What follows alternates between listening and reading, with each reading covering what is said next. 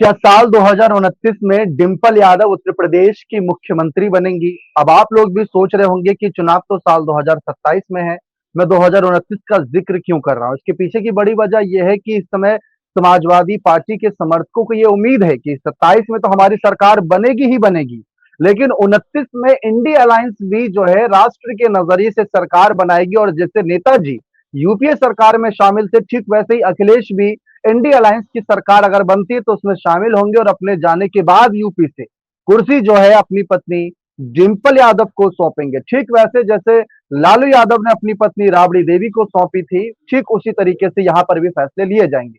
लेकिन चर्चा अगर हम कर रहे हैं मुलायम परिवार की, तो उसमें छोटी बहू अपर्णा यादव भी है जो भारतीय जनता पार्टी में है। अब कहते हैं लोहा लोहे को काटता है, तो जो समाजवादी पार्टी की रणनीति बन रही है, जो सफाई परिवार की रणनीति बन रही है, जो एक धार तैयार की जा रही है, क्या उसकी धार को कम बीजेपी आगे करके अपर्णा को कम करेगी या फिर कोई बड़ा बदलाव होगा? और सबसे बड़ी बात, जिस तरीके से ये कयास लगा दिए जाते हैं कि अखिलेश के बाद डिंपल, लेकिन पार्टी में और भी तो सीनियर नेता हैं, चाचा शिवपाल हैं, माता प्रसाद पांडे हैं, और भी कई ऐसे नेता हैं जो अपनी बारी का इंतजार कर रहे हैं। भाई उन्होंने अपना पूरा जीवन समाजवादी पार्टी को दे दिया लगभग, बीच में जो कुछ भी मन मुटाव हुआ अगर वो छोड़ दिया जाए, इसके बावजूद अगर आज हम सीएम कुर्सी के अंदर चर्चा करते हैं तो उसमें शिवपाल का नाम कहीं दूर दूर तक नहीं आता। अध्यक्ष कुर्सी की बात आती है कि अखिलेश यादव का पार्टी को राष्ट्रीय पार्टी के नजरिए से देखना चाहिए, आगे लेकर जाना चाहिए बाकी राज्यों में, उत्तर प्रदेश तक कब तक सीमित रहेगी? तो पार्टी संगठन की जिम्मेदारी किसी और नेता पर सौंप देनी चाहिए, तो उसमें भी डिंपल का नाम आता है, चाचा शिवपाल का नाम नहीं। ऐसी स्थिति क्यों बनी हुई है? इसी को समझते हैं हमारे खास सहयोगी राकेश मोहन सिंह जी जुड़े हुए। सर आपका बहुत बहुत स्वागत है। बहुत शुक्रिया दीपक। ये जो कयास लग रहे हैं, हाल ही में एक पोस्टर लगा था सपा दफ्तर के बाहर कि 27 में अखिलेश का राज, 29 में डिंपल का ताज।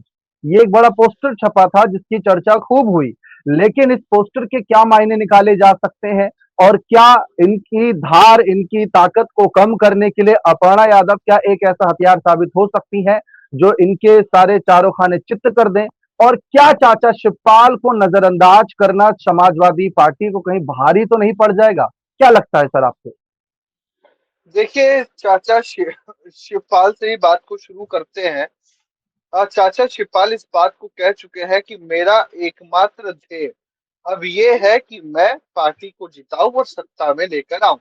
इस बात को अखिलेश यादव भी कई सार्वजनिक मंचों से कह चुके हैं कि मैं चाचा के पास गया और मैंने कहा चलिए बीजेपी को हराना, और चाचा मेरे साथ आ गए।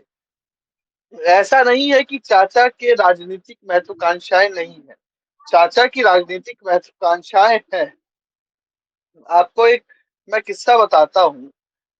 जब ये पीछे लोकसभा का चुनाव था तो आदित्य यादव बदायूं से यूं ही नहीं खड़े हुए।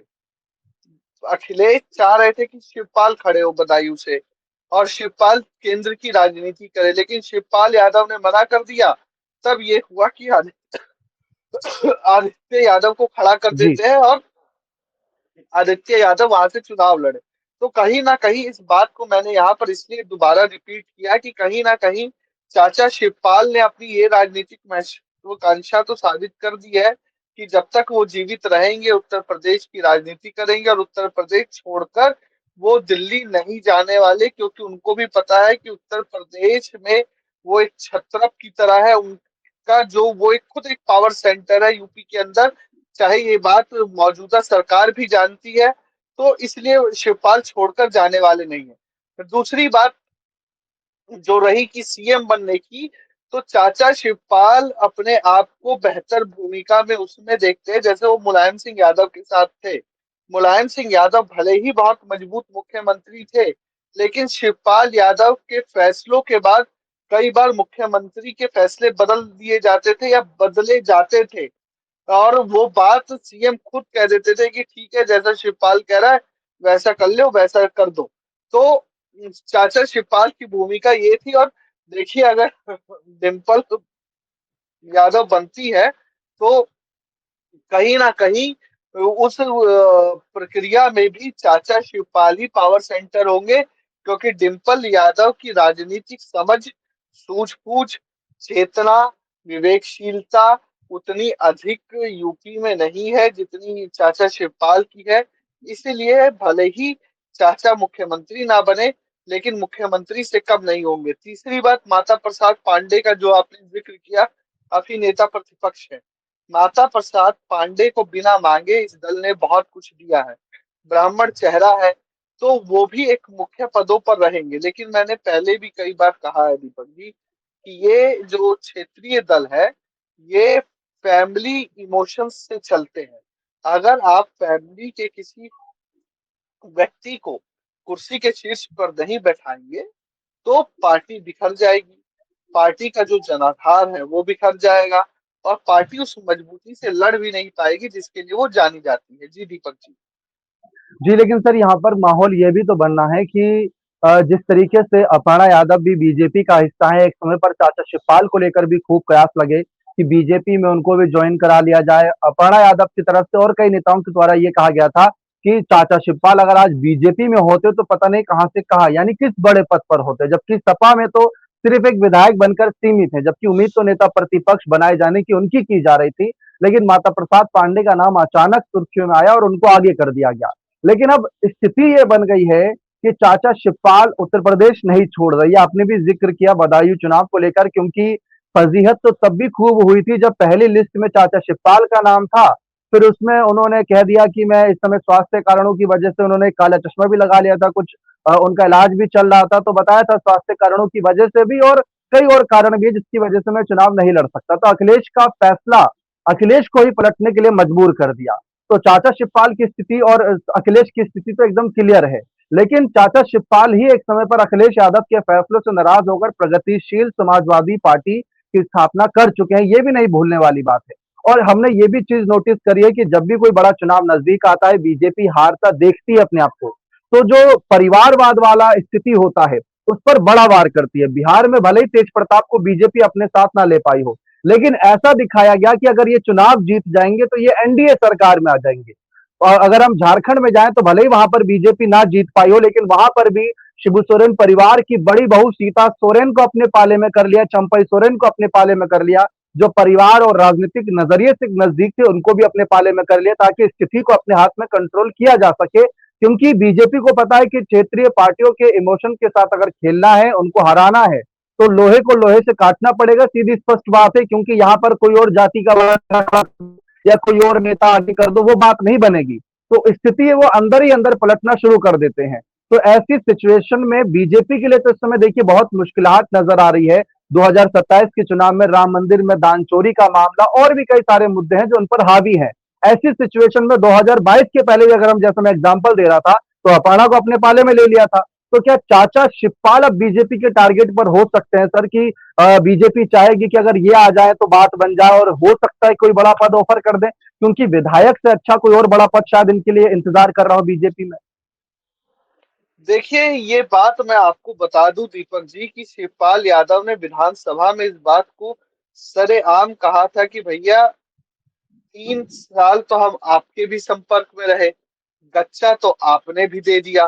तो कहीं ना कहीं चाचा शिवपाल ये चाहते थे कि बीजेपी उनको अकोमोडेट करे या उनकी पार्टी के साथ गठबंधन करे, उनको कुछ सीटें मिले और वो सत्ता में आ जाए। सत्ता का सुख किसे बुरा लगता है दीपक जी। लेकिन अब परिस्थितियां बदल गई है, अब उनका परिवार के प्रति ईमानदारी की बात जुड़ गई है। अब अगर वो पीछे जाते हैं तो कहीं ना कहीं इस बात पर मोहर लग जाएगी कि चाचा शिवपाल का जो एक ईमानदारी थी परिवार को लेकर, वो कॉम्प्रोमाइज हो गई है। अब उनके लिए सत्ता परम सुख हो गया है। लेकिन कितने दिन, कितने दिन चाचा शिवपाल जैसे लोग विपक्ष में बैठ सकते हैं।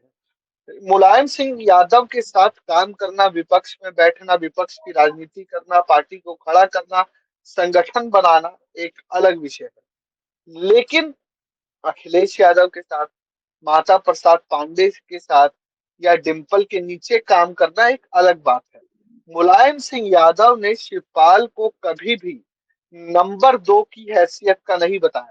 उन्होंने शिवपाल को नंबर 1 या बराबर की ही हैसियत का बताया। आपको याद होगा, भरे मन से अखिलेश यादव को मुलायम सिंह यादव ने, नेताजी ने डांट दिया था कि शिवपाल को मामूली आदमी मत समझो, उबर नहीं पाओगे उसकी चोट से। और शिवपाल यादव ने करके दिखा दिया, लाले पड़ गए थे।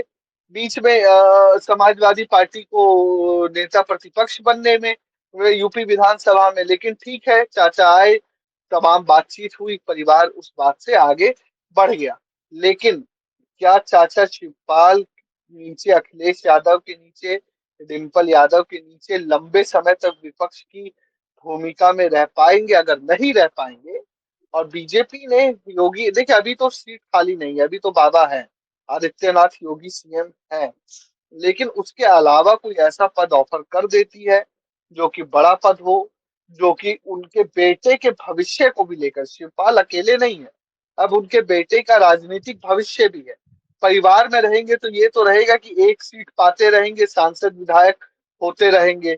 लेकिन अगर बीजेपी में जाते हैं तो क्या ये श्योरिटी मिलेगी कि जब तक रहेंगे तब तक विधायक या सांसद का पद पाते रहेंगे, या सीट पाते रहेंगे, टिकट पाते रहेंगे? ये श्योरिटी तो वरुण गांधी और माफ कीजिएगा, उनकी माता मेनका गांधी को भी नहीं मिली, तो उनको कैसे मिल जाएगी? तो ये तमाम गुणा भाग है जिसको शिवपाल यादव लगाएंगे। और अपने साथ साथ, अब तो उनका समय भी बीत गया, लेकिन उनके बच्चे का, आदित्य का राजनीतिक भविष्य का भी गुणा भाग लगा के ही वो अपना कोई अगला राजनीतिक फैसला लेंगे। जी दीपक।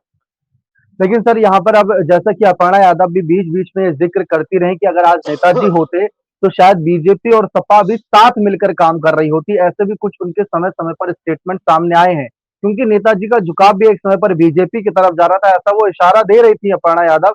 उनकी बात को सपाइयों ने उतना आगे नहीं बढ़ाया, क्योंकि अब परिवार के सदस्य अगर बयानबाजी ज्यादा होगी तो कुछ बयानबाजी ऐसी भी हो सकती है जो सीमा पार कर जाए, और वो अपर्णा के लिए और अखिलेश के लिए परिवार के नजरिए से ज्यादा बेहतर नहीं होगी, इसलिए उनकी कई बातों को नजरअंदाज कर दिया जाता है। लेकिन लगता है कि हाँ, बीजेपी अब अपर्णा को कहीं ऐसे खड़ा करना चाहती है जहां पर वे चट्टान की तरह खड़ी हो और अपने ही परिवार का सामना करे, लेकिन अभी तक वो बीजेपी के उस सांचे में नहीं ढल पा रही। क्योंकि आप देखिए, मैनपुरी जब उपचुनाव हुआ नेताजी के निधन के बाद, तो सबने सबसे पहला जो कयास लगाया कि अपर्णा यादव ही डिंपल के खिलाफ लड़ेंगे, लेकिन तब भी ऐसा नहीं हुआ। फिर करहल सीट की बात कर ले, कन्नौज की बात कर ले, ऐसे बहुत से मौके बने, लेकिन अपर्णा आगे नहीं आई। तो अपर्णा की स्थिति पर भी यहाँ पर थोड़ा बताइए सर कि क्या लग रहा है कि अगर परिवार में से जिस तरीके से सफाई परिवार का कद लगातार बढ़ता जा रहा, हमने अभी छात्र आंदोलन के वक्त भी देखा कि बड़े से बड़े नेता जब एसी वाले कमरों में थे, तब डिंपल यादव, चाहे आप उसमें ये कहिए कि हम किसी की बढ़ाई कर रहे हैं, लेकिन वो सच्चाई थी, वो जमीनी स्तर पर थी, लोगों की मदद कर रही थी। जब लाठी चार्ज हो रही थी, भगदड़ हो रही थी, छात्र दर्द से कर्रा रहे थे, तो वहां पर डिंपल मौजूद थी। जबकि सोशल मीडिया पर पोस्ट कर देना और मदद करने में जमीन आसमान का अंतर होता है, वो पूरे देश ने देखा। तो उसी के चलते डिंपल का कद बढ़ाने की बात हो रही है। लेकिन हम अपर्णा की भी अब हालिया पोस्ट की बात करें, तो प्रतीक यादव के निधन के बाद उनकी स्थिति भी बीजेपी में बदली बदली नजर आ रही है, कई जगहों पर जा रही है, रैली कार्यक्रम में हिस्सा ले रही है, कई जो महिला उपाध्यक्ष है उसके नजरिए से भी भाग ले रही हैं। अभी तो रायबरेली पहुंचकर राहुल गांधी को ही ललकार दिया था, तो बहुत सारी चीजों को स्पष्ट किया जा रहा है। लेकिन अब परिवार के नजरिए से जब बात आएगी, तो अपर्णा क्या उनका सामना करेंगी या हथियार डाल देंगी वहां पर? देखिए दीपक जी, जब परिवार के नजरिए से बात आएगी, राजनीतिक प्रतिद्वंदिता एक बात है, वैचारिक मतभेद, और जब अगर किसी रूप में आमने सामने आ ही जाते हैं तो वो एक परिवार को साइड में रख के, पारिवारिक मर्यादा को बनाते हुए, राजनीतिक रूप से एक दूसरे की योजनाओं को या परियोजनाओं को या नीतिगत विरोध किया जा सकता है अपर्णा यादव की तरफ से भी। लेकिन परिवार से एकदम मुखर दुश्मनी ले लेंगी, मुझे नहीं लगता, क्योंकि अपर्णा यादव को पता है कि पार्टी जो सपा है, वो एकमात्र एक ऐसा दरवाजा भी है उनके लिए, कि जब, या खिड़की कह लीजिए, कि जब बीजेपी में राजनीतिक भविष्य के सभी दरवाजे बंद हो जाएंगे, तो यही सपा की खिड़की उनको हवा भी देगी, ऑक्सीजन भी देगी, और राजनीतिक भविष्य में को ठीक ठीक देखने के लिए थोड़ी बहुत रोशनी भी देगी।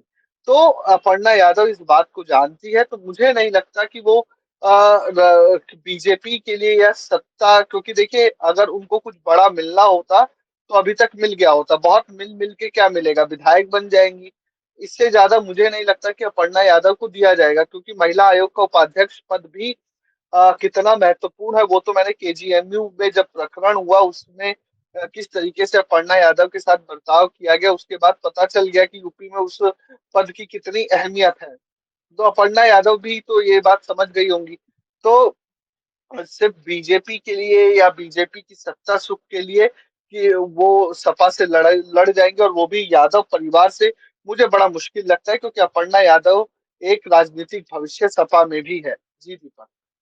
जी बहुत बहुत शुक्रिया तमाम अहम जानकारी देने के लिए। लेकिन अब स्थिति क्या रहेगी और सपाई क्या चाहते हैं, हम कमेंट में ही उनसे पूछ लेते हैं कि आप बताइए कि आप अखिलेश अगर कल को राष्ट्रीय राजनीति में पूरी तरीके से अपने आप को एक्टिव रखते हैं, क्योंकि हमने देखा है कि 46 सांसद पर एचडी देवेगौड़ा भी प्रधानमंत्री बने हैं, तो स्थिति अगर ऐसी रहती है कि अखिलेश की पार्टी अच्छा प्रदर्शन करती है और ज्यादा सांसद मिलते हैं तो प्रधानमंत्री पद के दावेदार भी बन सकते हैं, वो तो अलग बात है, बनते हैं नहीं बनते, लेकिन अपने आप को वहां बनाए रखना होगा। और उसके लिए यूपी की कमान किसे दें, ये आप ही कमेंट करके बताइए। क्या डिंपल को दें, शिवपाल को दें, माता प्रसाद पांडे को दें, या फिर कोई ऐसा चेहरा आगे लाएं जो लगे कि हाँ दमदार है और वह जिम्मेदारी उठा सकता है। आप अपनी राय कमेंट सेक्शन में अवश्य रखिएगा। बहुत बहुत शुक्रिया।